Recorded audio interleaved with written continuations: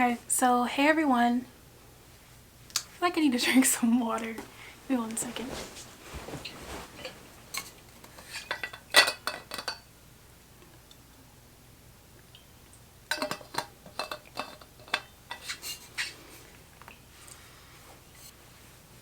Hi everyone, my name is Chelsea and I am a professional photographer. But today I am here to talk to y'all about the whole college application process. I'm likely going to do another video basically talking about just tips once you actually get to college, but for today we're just going to be talking about tips to get into college, just things to look out for and consider when you're applying, as far as picking your school and also securing and finding scholarships, and probably a little bit more. I probably missed something, but it's okay. So we're gonna look at, I made a list of everything that I need to talk about with y'all. So okay, so the first thing I'm gonna do kind of looks like I have like a spotlight under my chin. Okay, so the first thing I'm gonna do is basically just share my stats. So I graduated last year in 2022, or I guess this year, just last high school year, I guess. I was the valedictorian. I graduated with a 5.28 GPA, 800,000 in scholarships, and with 30 dual enrollment credit hours in my belt. And also, currently I am studying at the University of South Carolina in the SCHC, which is the Honors College. I am earning a Bachelor of Science in Information Science and a minor in Social Media and Mass Communications, and I'm considering also doing media arts since I'm interested in photography. But yeah, if y'all want, I will do a video, like I said, about getting into college, but I can also do a separate video about the SCHC at my school, the benefits, and I guess my experience with it, and my reading some of my essays, if that would help y'all, and sharing some of my resume, things like that, whatever would help. But I applied to, how many schools did I apply to? 1, 2, 3, 4, 5, 6, 7, 8, 9, 10, 11, 12, 13, 14, 15, 16, 17, 18. Okay, I applied to 20 schools and I got into 18. The only schools that I did not get into were Cornell and Harvard, but that is because I didn't really try on the application. I mainly just wanted to apply to see if I got in, but I was honestly very stressed and burnt out, so I didn't put enough effort into my application, in my opinion, but neither here nor there. Okay, so I am clearly someone who knows about applying and getting into college and getting into these programs and stuff like that, so let's go ahead and get started. So the first I guess topic we're gonna dive into is things to consider when you're choosing a college, like that you're actually going to go to, and then of course before that choosing where you are applying to. So first thing I have on my list is your university or college size, and also to tag along under that your class sizes. This is very, very important because essentially you are going to be going into these classes. Are you going to feel comfortable with being in a room with maybe 200 people, or are you more so someone who maybe would only want 16? Are you, or 30? Like, you know, just consider what did you like from your prior schooling experiences and what did you not like, and you're basically gonna try and apply this into, or consider this whenever you're applying and choosing a school. So class sizes is one. I know for me personally, as an introvert and as someone who suffers from severe anxiety, less people for me is A1. So I applied to USC, but then I also applied for the Honors College, which basically means that we have class sizes of around 15 or 30 depending on what the class is, which works for me. But I also know a friend who goes to Erskine, and they do not like having small class sizes at all, with the additional attention and all that good stuff that's on you from your professors. So make sure that you're kind of thinking about what you would probably prefer. Okay, next is the acceptance rate. So is this the school, and with that, also considering what the stats of the previous freshman class was, or a prior freshman class from that's applicant freshman class at least. Is this school something that you have a chance at being accepted to? How do your stats match up? Just, consider. Also, I briefly mentioned this, but the honors college. And with USC specifically, I applied to the honors college because I liked the smaller class sizes. I liked having a specific advisor, early registration, things like that. So just, look at the pros and the cons, and just make sure that you're looking into all of your resources possible. Next, do you want to be in-state or out-of-state? And with that, do you want to be closer to your family or farther away? I know some people who probably more so want to move away and, explore and really be independent. And then you also have some who, want to be closer to family and closer to home and what they know. So just look into that. Also with that, regarding scholarships, I know with South Carolina, we have the Life and maybe it's the Fellows.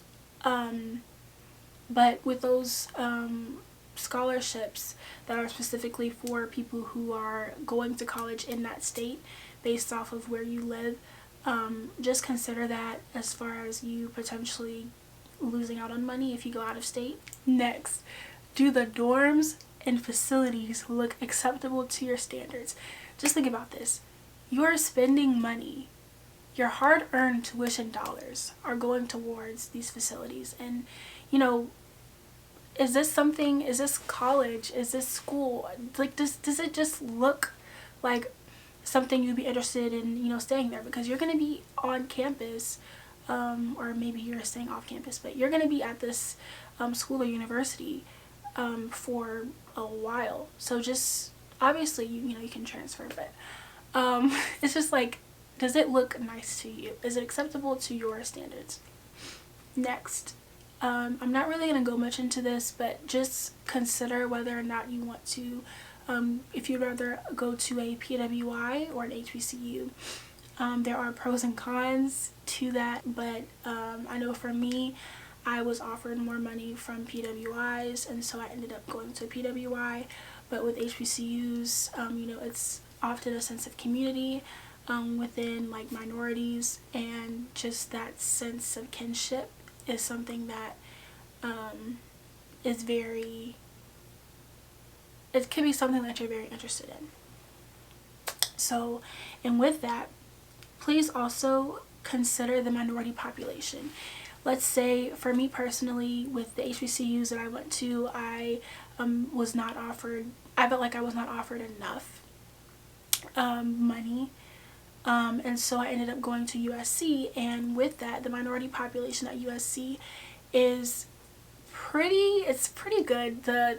In comparison to maybe a Claflin, I can't think of the exact school I'm thinking of, but it's either Claflin or SC State. I think it's SC State.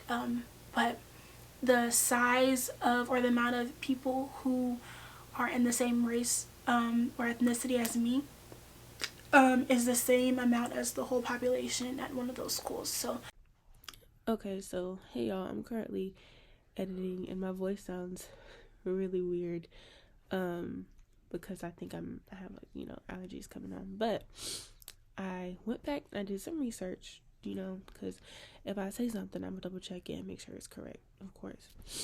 And I looked up the demographics for USC. And I also looked up the total population of SC State and Claflin. SC State has around 2,900.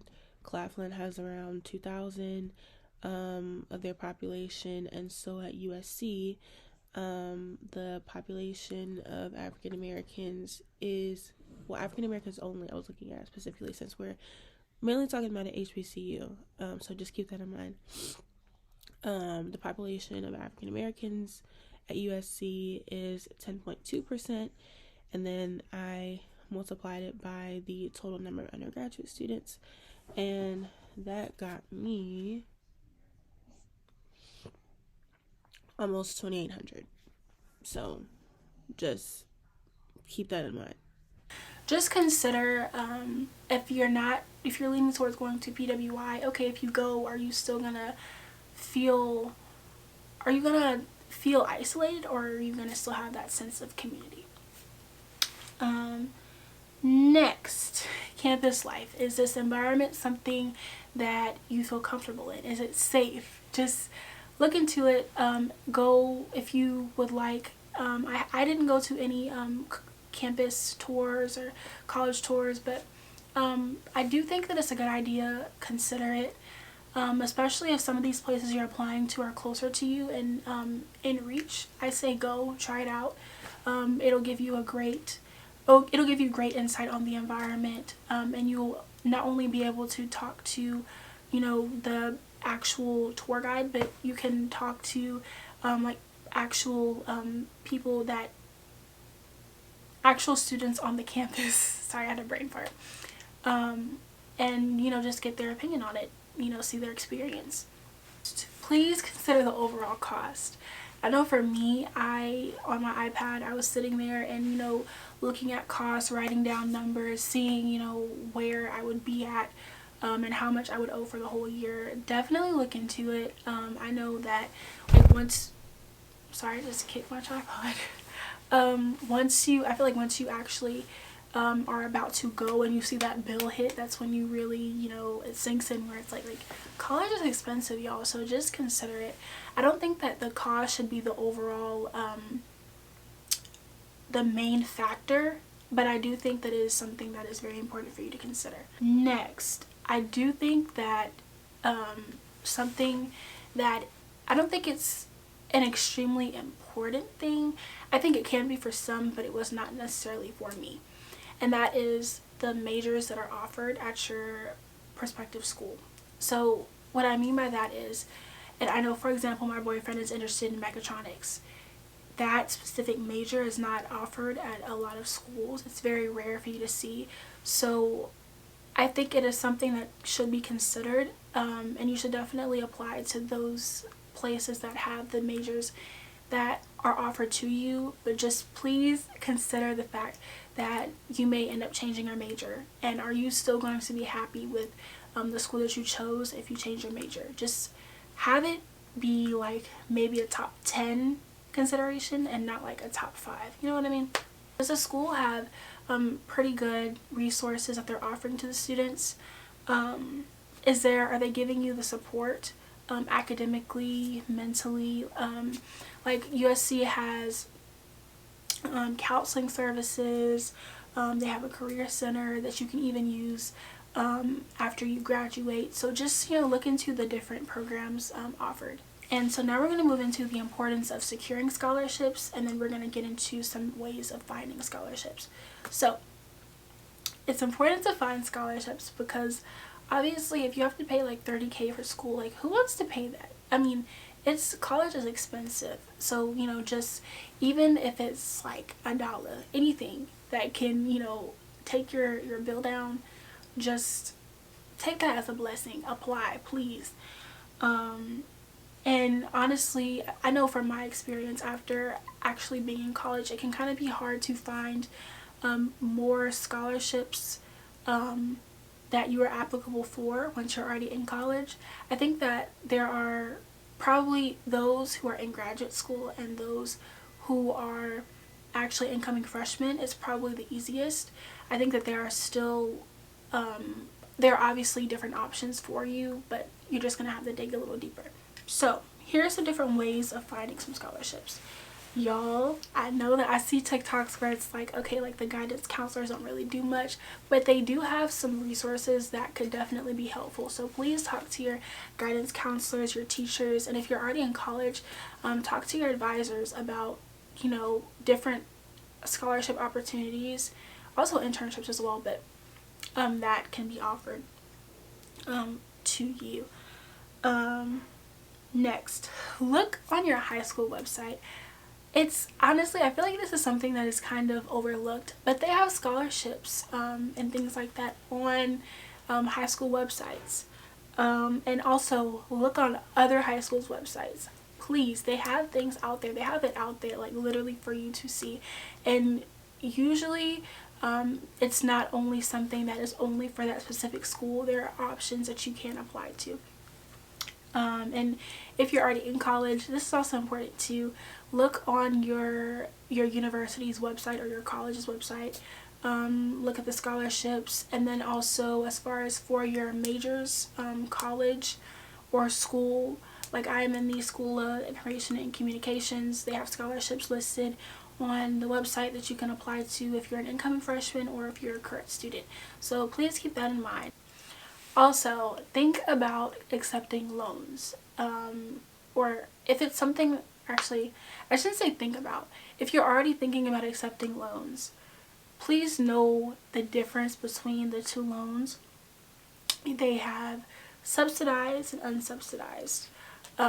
From what I know, I'm gonna look it up just to make sure that I'm not telling y'all the wrong thing. I still recommend that you research further on this. But essentially, and I'm looking on Google, my friend Google, unsubsidized loans accrue interest while you're in school, and subsidized loans do not. So keep that in mind. It's usually best for you to accept subsidized over unsubsidized. Unsubsidized? Yeah. But if you have to accept both, just at least please be aware of what you're signing up for. I briefly talked about state scholarships and grants. But as far as for that, ask your community, look like churches, Greek organizations, other nonprofits. Look up usually the places, like if you're applying to a huge scholarship that is widely known or globally or known like countrywide, those are usually going to be harder for you to get, but those scholarships that are more so like smaller and probably more directed towards your specific community, it's going to be easier for you to apply and potentially receive it. So keep that in mind. And so now we're going to go into briefly about improving your resume, because it is something that is important. Your resume and your essay essentially give the colleges insight into who you are as a person, what your interests are, and if you're a good fit for the college or university. So join clubs in high school, y'all. I was in I was like, while you're in it, I know that it can probably be exhausting and draining, but it is something that will help you in the long run. You'll be seen as someone who's well-rounded, who can, you know, keep up with their grades, who's focused, and just who can function, you know, while a lot of things are going on and you have a lot of things on your plate. And when I say clubs, also look into non-academic organizations and clubs that you can join. Also, if y'all are in any sports or competitive kind of related interests, also list on there like your successes, things that you've won, like any sort of if you receive any accolades, or you know, if you've won anything, let them know. Awards, like what? Like, gas yourself up, or tell the truth, but gas yourself up, like, you know, be like, I did this, I did this, I did this, like y'all did that, you know. Like, let them know, convince them that you belong, that you should be accepted, and that you are that girl or that guy or that person. And Lastly, look into doing volunteer work in community service. It also is very good for your conscience as well. Giving back is it gives you like a amazing, gratifying feeling, honestly. But as far as for your resume, it does help as far as you giving back to your community. So just consider that. But yeah, so that was everything for this video. I hope y'all enjoy it. Please subscribe, hit the like button. If you stayed this long, thank you so much. It's really appreciated. And I will see y'all next time. Bye!